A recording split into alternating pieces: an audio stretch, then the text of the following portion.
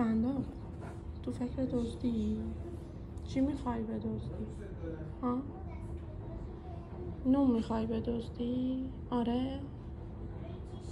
تو صابونه مگه نخوردی؟ اون نون آرتمیسه. گشنته؟ تو کی سیر میشی؟ ها؟ غذا خوردی؟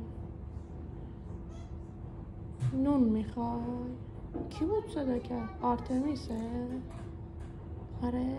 چه مؤدب میشینی وقتی یه چیزی میخوای فندا.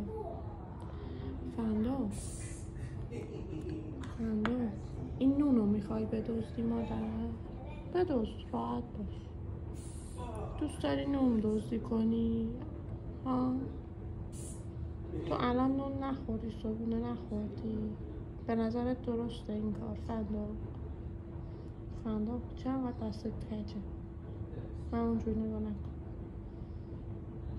فندا چشت نونو گرفته؟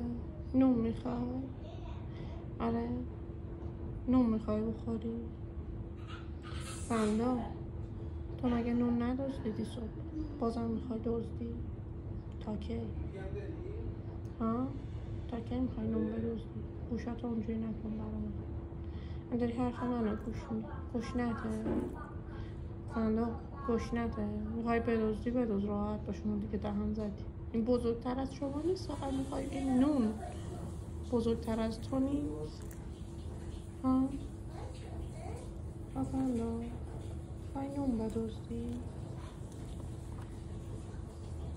بردا برو دزدی تو بکن برو.